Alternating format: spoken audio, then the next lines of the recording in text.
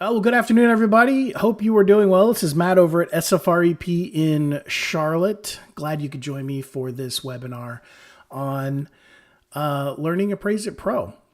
So for those of you who have not done one of these webinars with us before on YouTube, a couple of things that you'll need to be aware of. First of all, along the bottom of the screen, if you're watching on a desktop or a laptop, along the bottom of the screen, there's going to be a toolbar, and on that toolbar, there will be some icons. There will be a bracket icon. If you click on that, it's going to make the YouTube video go full screen, which will make everything easier to see, but just keep in mind you're going to lose the chat if you do that. There's also going to be an elongated rectangle. If you click on that, it will put YouTube into theater mode.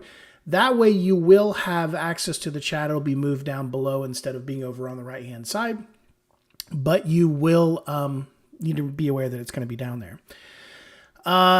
If you have any questions, feel free to use the chat. If for some reason you are not signed into YouTube, you don't have a YouTube account, and you don't have access to the chat, you can always email us any questions that you might have. training@sfrep.com is the email address.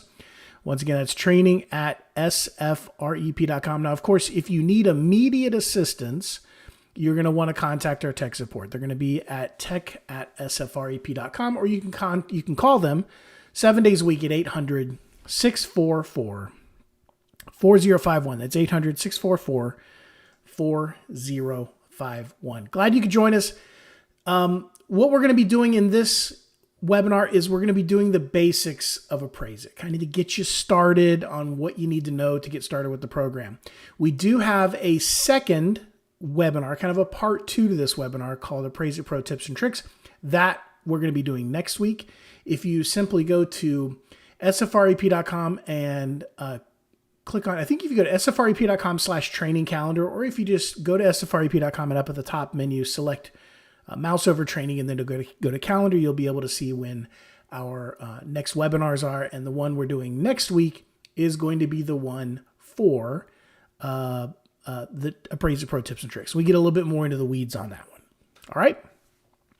So let's go ahead and we're going to fire up Appraise-It Pro. Actually, I've already got it running here. When you first start Appraise-It Pro, you are going to be in an area called the backstage.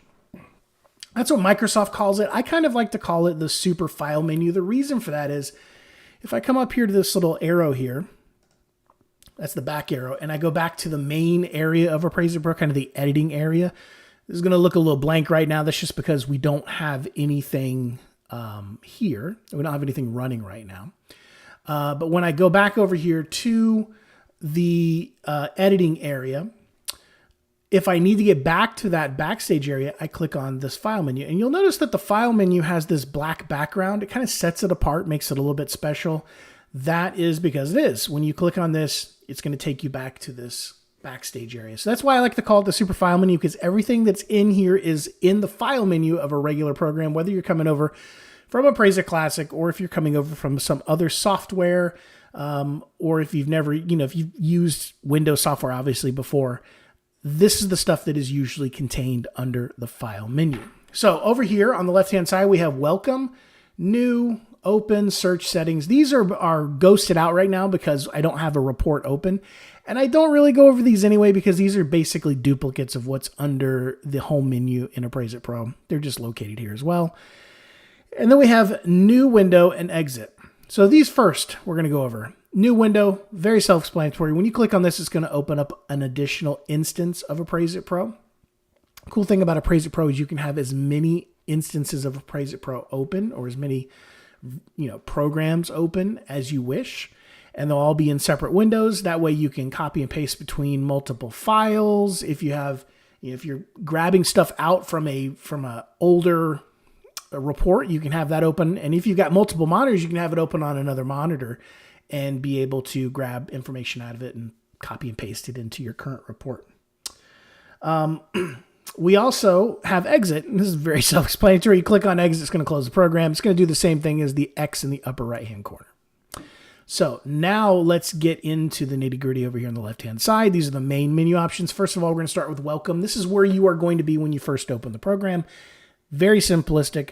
This is where we're going to be able to communicate with you without bothering you. So we're not, they don't have to send you an email. You don't have to call us. We don't have to call you.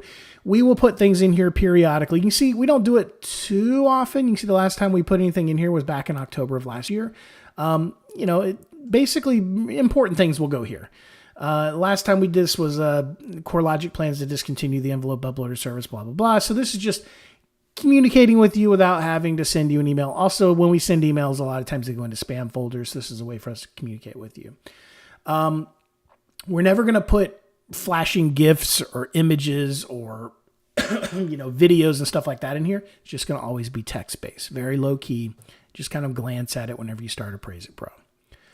The next selection is going to be new. If you're coming over from Appraise-It Classic, this is basically going to be like the file index, or excuse me, the file new was in Appraise-It Classic. In regular, Windows programs, this is where you're going to kind of start from.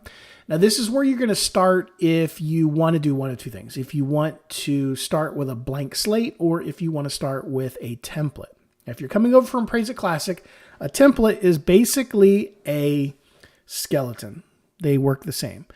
If you're coming over for another software, if you've never used the software before, a template is basically you creating a customized starting place.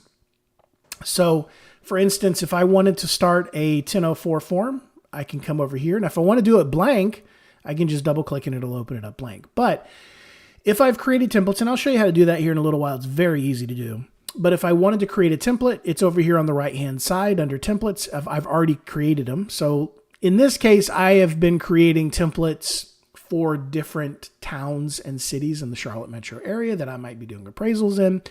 But you might create something over here because you've got different lenders that have different requirements or different forms they want in there.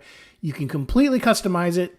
And the reason you can do that is basically a template is nothing more than a regular report file that you have promoted to template status. Okay. So if basically to create a template, you can just open up a blank report, put all the forms and addenda you want in there, pre-fill out some stuff, put in some images in there, maybe put in your seal, something like that. And then you just save it as a template and they show up here. So you can do a template for whatever reason you wish. You can also do a search up here. So if I'm looking for, say, a 2055, I can just type in 2055, and now, without even me hitting enter, it is going to show me all of the 2055s that are in the software. So it's going to show up in a couple of different places, even though it's the same form, it's showing up in multiple places. So it's going to show up under frequently used because I use them quite often. So it's going to show up under frequently used. It's also going to show up under UAD. There's the UAD 2055. Then it's also going to show up under Fannie Mae because it's a Fannie Mae form. It'll also show up under Freddie Mac because it's also a Freddie Mac form. And then it's also going to show up under non-lender. So the non-lender report forms in Appraise-It Pro are basically identical to the Fannie Mae or Freddie forms, the 2055, but we call them the SFREP 2055. And it just has verbiage. Any lending related verbiage has been removed. Okay. So you can use it for things like estate, estate appraisals, or if somebody just wants to know what the value of their house is and they've hired you can do it for that kind of stuff. And then finally, we have it under the legacy forms for all of you old timers. These are the pre-2005 forms. If you're new to appraising, these are not really used anymore, although sometimes occasionally people will use them as non-lender forms. We also keep it in here for backwards compatibility. So if somebody had a report that they did back in 2002 and they wanted to look it up, they'll be able to open it because we still have it in the software. So they could go all the way back to like old Appraise-It Classic, and then pull that report in and still view it in Appraise-It Pro. Because Appraise-It Pro is compatible with all older versions of Appraise-It, whether it's Appraise-It Classic or the old versions of Appraise-It.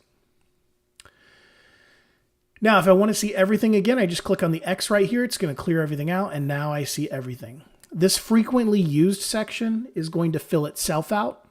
So as you use forms more and more, they will show up in this frequently used area. So you don't have control over, denoting what's frequently used, but as you start using forms, they'll show up here. I think there's a setting where you can say how many frequently used forms you want to show up in the section.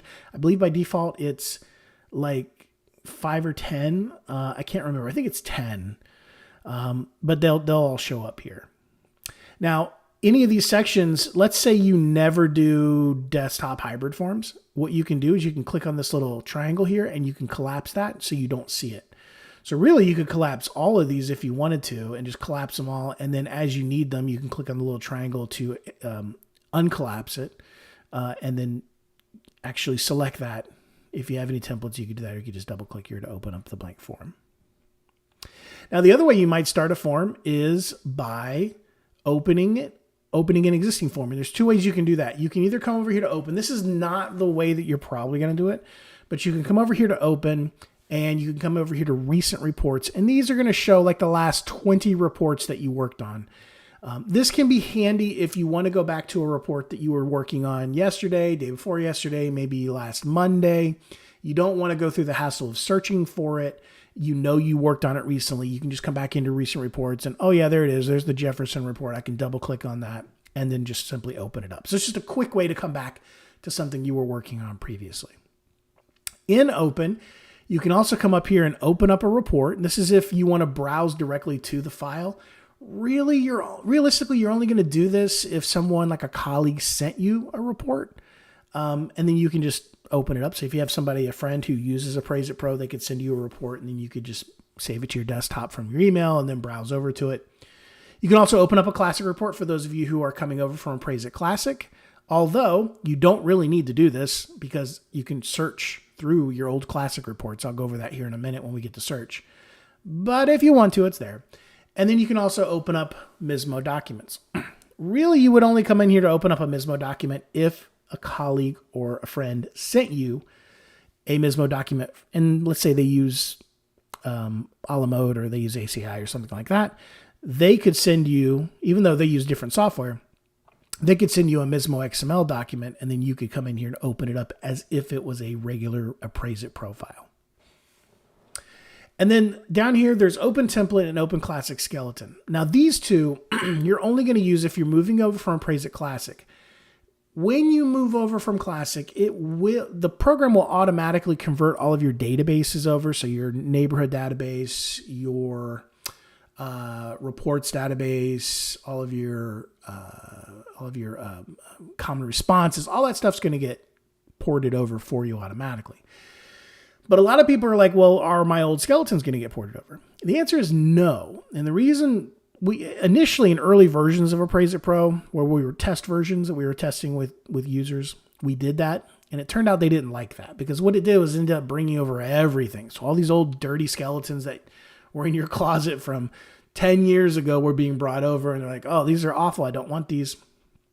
So what we did was we recommend if you're coming over from Appraise-It Classic to Appraise-It Pro that you recreate your skeletons as templates. Do it from scratch. That way you're going to have nice, clean templates and only the ones that you want and need. However, we do know that you might have some very complex skeletons that you want to bring over.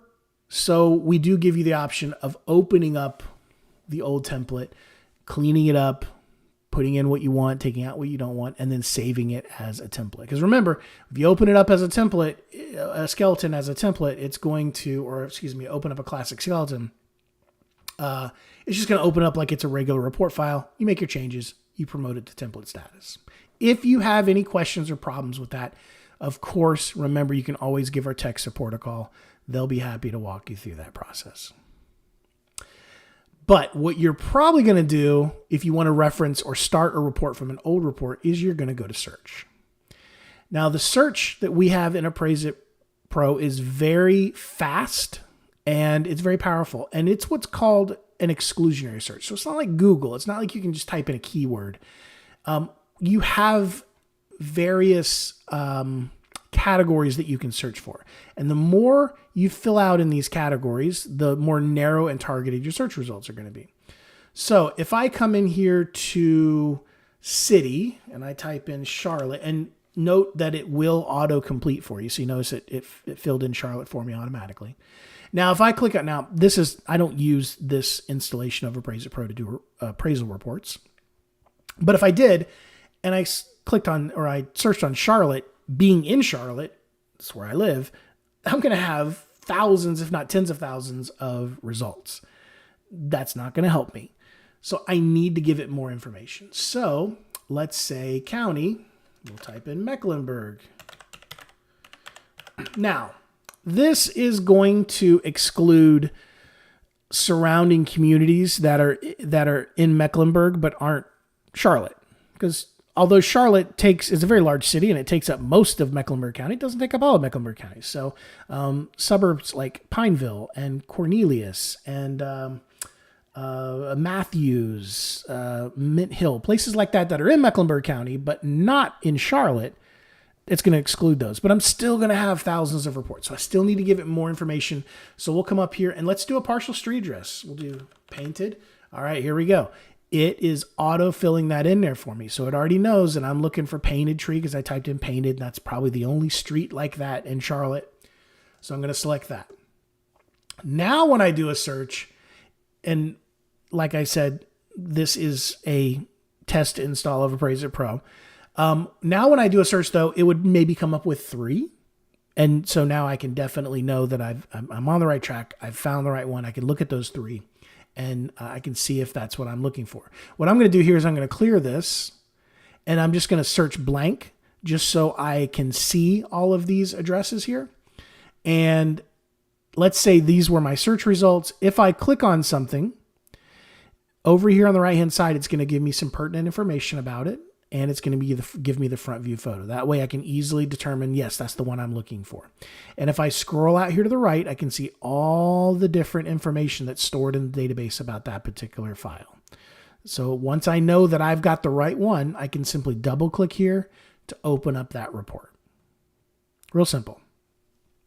And then if you want to clear it and do another search, click on clear, say yes, and now you can start a search over again. Now there is a way that you can customize this. I do go over that in my tips and tricks webinar. If I did all of that, and this would be a 2-hour webinar. Finally, we'll come down here to settings. The only thing I'm going to really say about settings is if you like to tinker, come in here and customize Appraise-It Pro to your heart's content. You can change the color scheme. You can do a bunch of different stuff in here. However, if you don't feel comfortable doing stuff like that, I would not come in here unless you get on the phone with one of our tech support people first. If you do like to tinker and you want to come in here and change around a lot of settings, I would recommend jotting down what you changed. That way, if it creates a behavior that you don't like, you can go ahead and know what you changed, come back here and change it back. Right? And save you a call to tech support. Okay. Now what we're going to do is we're going to come up here to new, and I am going to open up a blank 1004. Now in doing this, I'm just going to simply double click here and it's going to open up the default template. I'm not going to open up any of these pre-created templates that I have. But there is a checkbox down here at the bottom, include suggested forms in the default template. This is checked by default. If it is checked when you open up the default template, essentially a blank report, it is also going to throw in some addenda that you're probably going to need. The mapping addenda, the photo addenda, some extra comp pages, things like that are going to be added in as well. If you want just the plain Jane blank report with nothing in it, you can uncheck this and then build the report completely from scratch if you wish. But I recommend keeping this checked because you're probably going to need the pages that it's going to throw in there for you. So I'm going to double click here to open up a blank 1004. And when I do that, it is going to take me to the editing area and I'm going to be ready to begin filling out my report. Now, if you're coming over from Appraise-It Classic, this is going to look somewhat familiar to you. If you are coming over from another software package, this is also going to be fairly familiar to you. And if you've never used appraisal software before and you're new to it, welcome. And also, this is essentially a digital version of a form that was designed to be filled out with a typewriter. So you can think of this as a paper report and you are sitting down at a typewriter to fill out the form. However, we are doing it digitally and we have a lot of things to help us out in doing that, including essentially merging a word processor and a typewriter and an Excel spreadsheet together. All right, because we're going to do a lot of math for you and we're going to fill out certain parts that are going to cascade into other parts so that you don't have to keep refilling out things multiple times. So This is your main editing area. This is called what you see is what you get editing, or WYSIWYG editing. So basically when you print out the report or when you create it as a MISMO XML and a PDF, a digital piece of paper, essentially is what a PDF is, gets included in it. This is what that is going to look like, minus the colors. The colors we're adding in there to help you out. When it prints out, these will all be white, essentially. There won't be any colors in here. Over to the side, we have 4 main panels.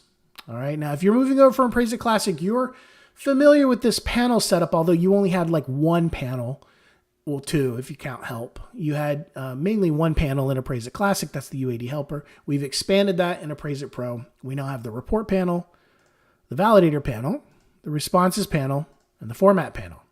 We're going to go over each of these so that you know what they are. Also, up here at the top, as you open up additional addenda, they will show up here as tabs, just like it would be in a web browser.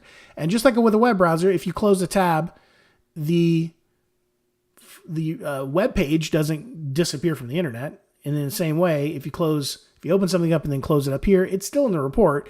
It's just you're not viewing it any longer. Now we're going to start with the report panel. For those of you who are moving over from Appraise-It Classic, put down your coffee and your donut, and you definitely want to listen to this part of the appraisal or of the webinar, because it deals with how you're building your appraisal report. And that's the fundamental difference between Appraise-It Classic and Appraise-It Pro. In Appraise-It Classic, you basically built the report at the end when you were ready to quote unquote print it out or create the report. In Appraise-It Pro, you are building your report at the beginning and as you move along. You're building it as a table of contents, and that's what the report panel is. Now, these panels are completely customizable, and you're going to see that in action right now because I'm going to move the validator down a little bit so that you can see this a little bit better. This represents all of the forms and addenda that are in this particular report and the order in which they are in. And I can change that. If you like to put your location map at the very beginning of the report, just to kind of show where the property is, well, I mean, most people aren't going to do that, but let's say you want to do that. What I can do is I can click and I can drag. So click and hold to drag the location map all the way up here to the top. And there it is. So I can use that click and drag to order all of these addenda and minor forms in any order that I wish. Okay, so you don't have to go with the order that we chose. You know, if you want to put your sketch up there too, boom, do it. Oops. All right. You can also remove things from this list. So if this property is on the side of a hill and there's definitely no problem with a flood, you're not going to be doing a flood map, you can select the flood map, remove it, say yes, and it's gone. But what if I want to add that flood map back in? Well, I can come up here to add, and it's going to bring up this add remove forms. Up here at the search box, I'm going to type in flood. There's the flood map. Once again, it can show up under multiple headings in sections. Right now it's under frequently used maps and then FEMA, and this is not what I want. This is not the flood addenda. That's this one right here. And now I'm going to put it back in, and I can double click and it's just going to add it. By the way, this right here is just a copy, a representation of what's over here. This is your report as it stands right now. So if I double click here, it's just going to add it down here to the bottom for me.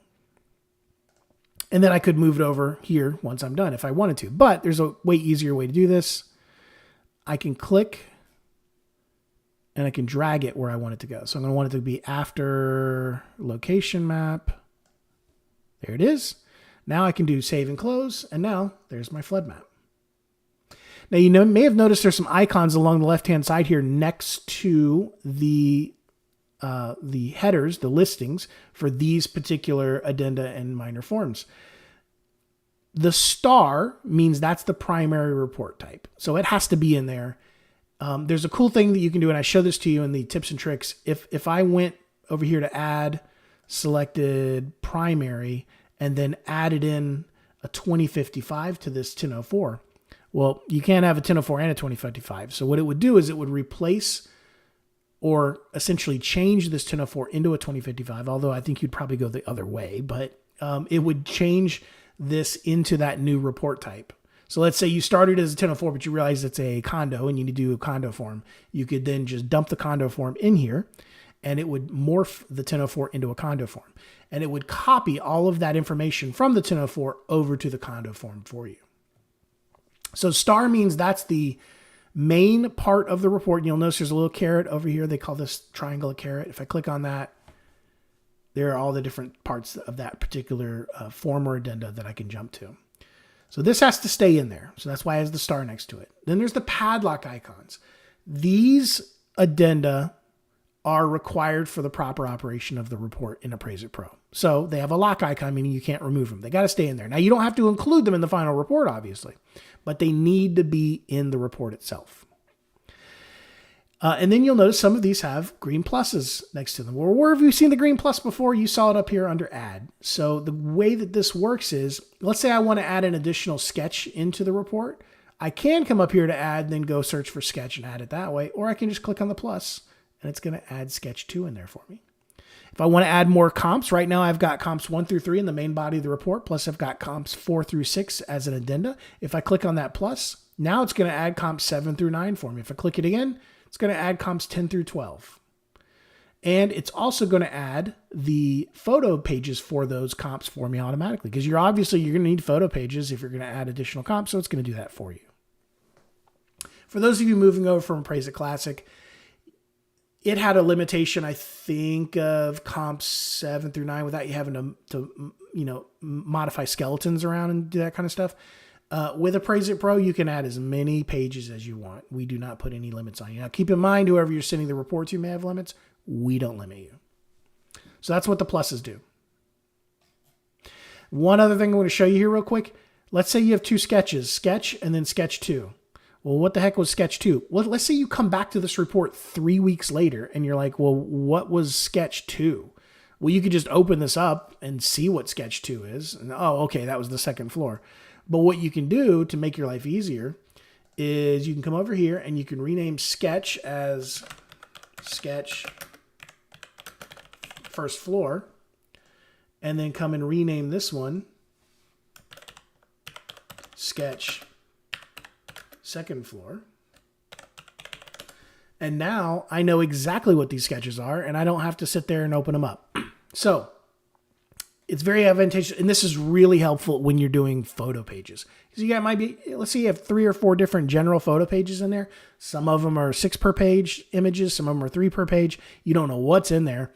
You can rename these so that at a glance, you know exactly what they are. And I would encourage you to do it. Take that extra little 5 seconds, rename them, because you from 4 weeks from now is going to definitely thank you.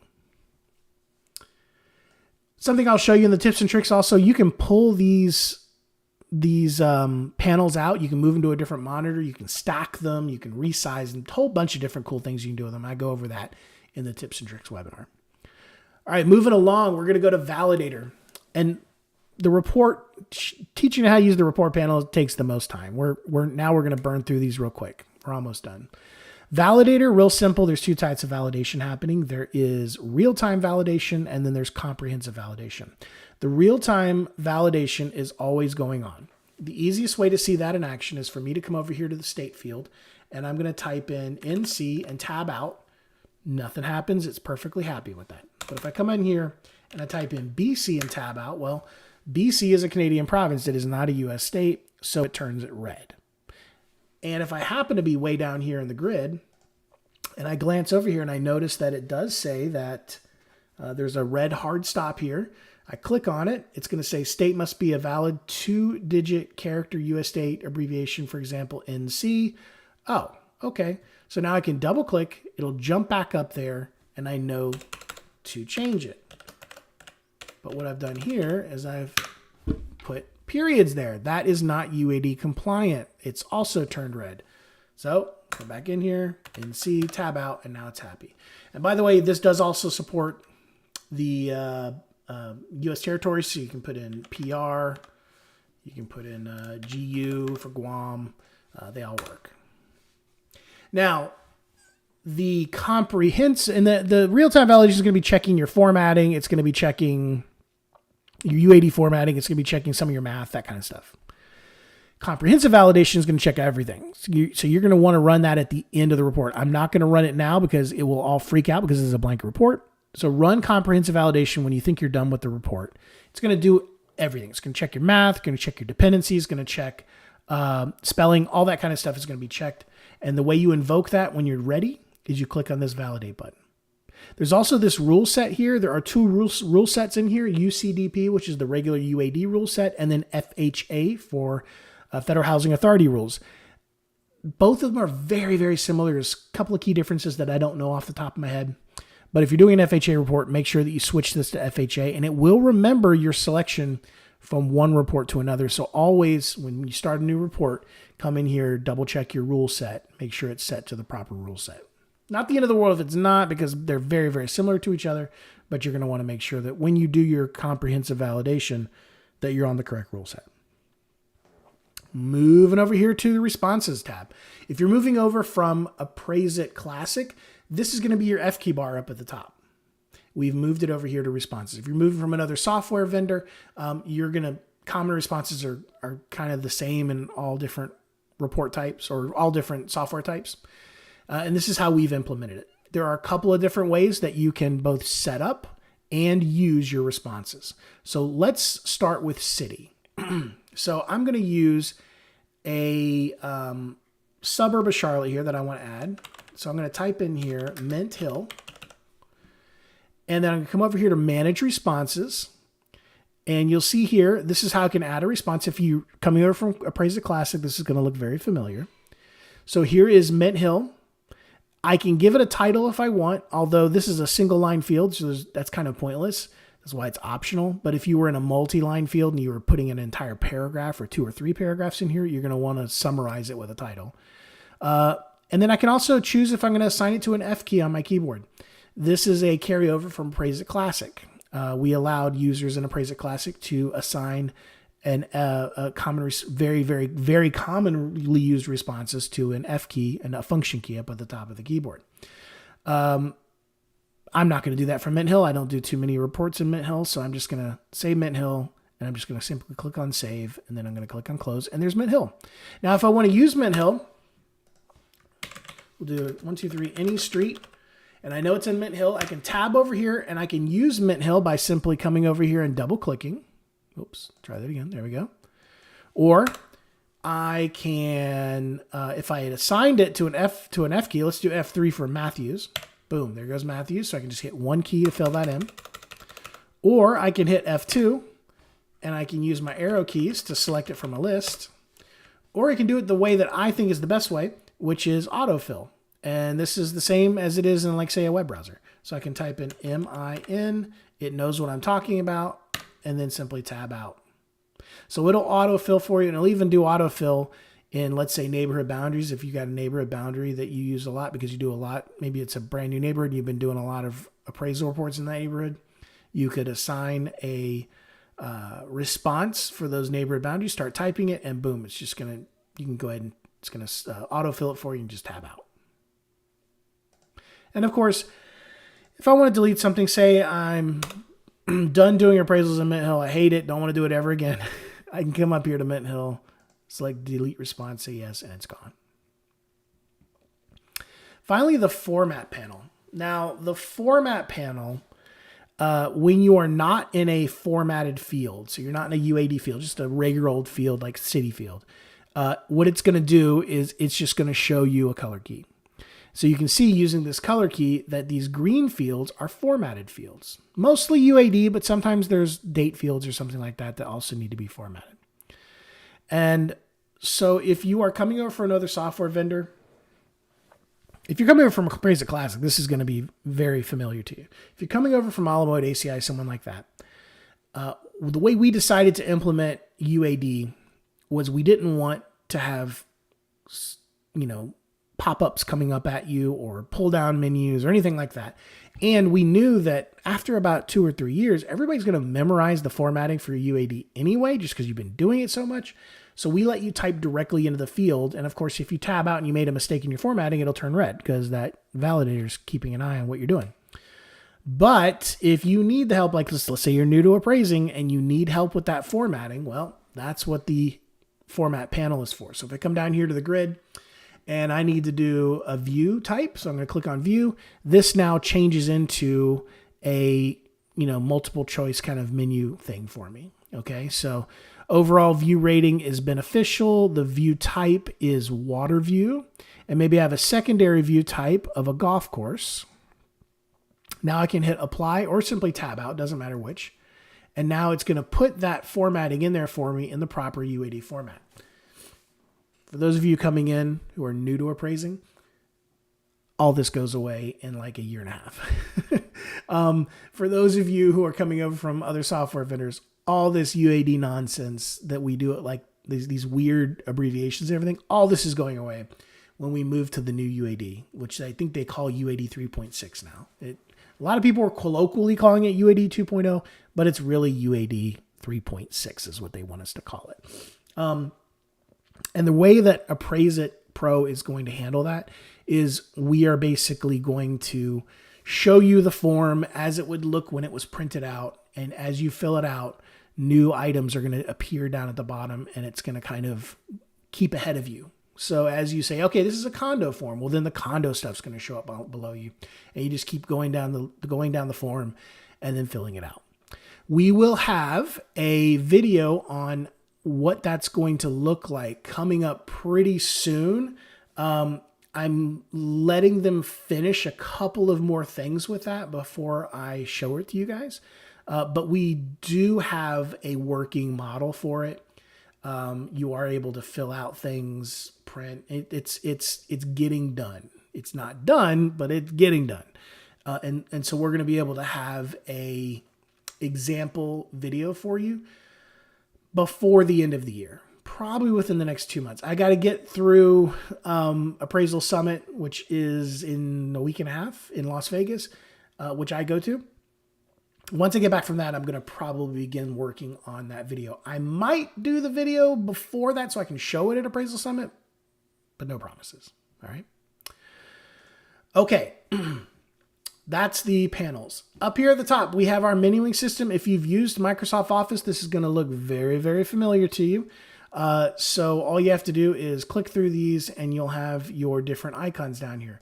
Services, these are going to be online or internet-based services that you have to have an internet connection for. Build facts, market analysis. We have separate videos for all of these. So if you go to our YouTube page, or if you just do a search for, let's say, SFREP market analysis in YouTube, you'll find that video and you can watch that video. You can do SFREP profit.ai. It'll show you that video. SFREP street maps or flood maps, got videos on those. And by the way, if you're coming over from Appraise-It Classic, these are identical. So you're going to feel right at home using these. No problem at all. Tools are non-internet based things. Set things locally on your system. So your Sketch, your Apex for sketching, Sketch-It, Sketch 32. These two right here are our built-in kind of basic sketchers. And then, of course, Apex is the more feature-rich version of sketching. Also, Comp Manager and Image Manager. These do exactly what they sound like. This is managing your comps. This is managing your images. And when you're managing your comps, you're also managing the comp images. So this is just a basic image manager, and then this is the comp manager. We also have your lender database and your neighborhood database. And then orders is where you can create your Mismo XML. You can upload using the envelope uploader or the ENV format, and you can also have a connection into Total Connect by a la mode. As for your images, though, you can use this image manager tool if you want, but honestly, I find it even easier, and I'm going to kind of take a side tangent here for just a brief moment. One of the things I find easier is if I open up one of the photo pages here, and I don't have any photos of houses, and I wanted to use non-copyright images, and these are my images. Just so you know, I'm kind of an airplane nut, and that's my hobby is I do aircraft photography. So keep that in mind as I dump these photos in there. But these are my photos. So we'll pretend they're houses. So if I want to add a photo in here, I can do a couple things. I can double click here like you did in Appraise-It Classic, or I can right click and I can paste something in there, or I can browse to it, or I can acquire if I want to scan it in for some reason, if you have a photo that you went to the photo mat with. But the easiest way, I think, is either you have a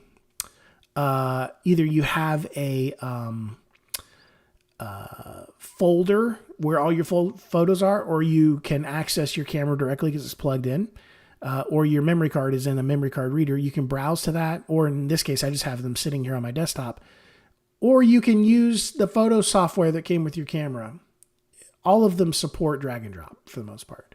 So what I can do is I can simply click and drag it in. Click, drag it in. Click, drag it in. You can tell this is Charlotte because they're all American Well, this one's not, but they're all American Airlines because that's what Charlotte is. It's an American hub. So you can just click and drag them all in. And then if you want to get rid of it, right click and then click on clear, say yes, and it's gone. All right. That's the easy way to put photos into your report. When you're ready to deliver your report, you can do create Mismo XML. And when you do that, here you can choose what's going to be in that XML. Now, as far as the order is concerned, make sure you have your order set before you do this. So you make sure this is all in the correct order. And then we're going to come to create Mismo XML. Now we might not want the report profile to be in there or the comp adjustments. So you can uncheck those and it'll remember that from one report to another. So in this case, I don't ever want to include my report profile or my sales comp adjustments. And maybe I also don't want to include, I don't know, maybe the flood map in this case. I don't know, we probably would keep it that. But we're going to uncheck these two right here. Most of these you're going to not change, but if you do, we have a whole video on doing this, but you may not, most of the time you're not going to change any of these, except maybe where you save it to. I've set mine so that it always saves to my desktop. Then I can just click on save, and then the program is going to do two things. It is going to spit out a PDF of your report, and it's going to spit out the Mismo XML version of report, which is going to have that PDF embedded inside of it. So really, when you're delivering to a portal or an AMC or a lender, however they want you to send it, usually through a portal, all you got to send them really is the Mismo XML. But if you're emailing it and you want to be nice, you can include that PDF that it spits out because of the fact that, it's a human readable version of the report. And that way they don't have to, extract it out of the PDF. It's just a lot easier for them. So I would say if you're emailing your report to somebody, include the Mismo XML and the PDF. If you're uploading it to a portal, they'll probably just want you to send them the Mismo XML. Because remember, it's the PDF's in there. All right, the final thing I want to show you is under the support tab. Here you can find out what's new in this particular version of Appraise-It Pro. You can also check for an update, and I don't mind software is up to date. You can send feedback. So if you got something you think would be advantageous for us to add to the software, you can click on send feedback. We actually do listen to our users. We are a small software company, and we're able to do stuff like that. But if you need technical assistance, come over here to technical support. You can either do chat, email, and then they will direct you to use one of these if they need to log into your computer to fix something. And then here are our socials. We got an SFRP blog. We have SFRP website, Facebook. We need to change this to X, but it's Twitter. And then YouTube if you want to go there. All right. I think that's everything I really wanted to cover. We're at 43 minutes. Try to keep it under 45, so we're good there. Do any of you have any questions? Remember, you can use the chat, which is over here on the right-hand side, or it may be down at the bottom. If you are shy, or if you just can't think of what you want to ask and you think about it later, you can always email training@sfrep.com. I'll be happy to answer any questions that you might have. And of course, remember, if you need to get in touch with tech support and you need an answer quicker, you can email them directly, tech@sfrep.com, or if it's really, really important, 800-644-4051. They are open 7 days a week. And one more thing I get asked a lot is, what do we recommend if you're buying a new computer? Now, I have an entire webinar on buying a new computer and what my suggestions are. I've been using computers since 1985. It has been my hobby for a very long time. I love computers and technology, and I do a whole webinar on helping you pick the right computer. These are our recommended specs right now for a computer, an AMD Ryzen 5 or Intel Core i5 processor, 8 gigs of RAM, 256 gigs of solid state storage. Make sure that your computer has the 10 key, which is the little number pad on the right-hand side, because at the end of the day, you guys type. You want to make sure you have a good keyboard, and you want to make sure you have that 10 key because you're in on a lot of numbers. You're going to want to have that. And then finally, make sure that it has a USB-C connector, at least one. Most laptops and desktops now have multiples, but at least one of these USB-C connectors. And you want to make sure when you're asking that it's a USB 3.1, which at this point, I made these specs about 2 years ago. At this point, they're all USB 3.1.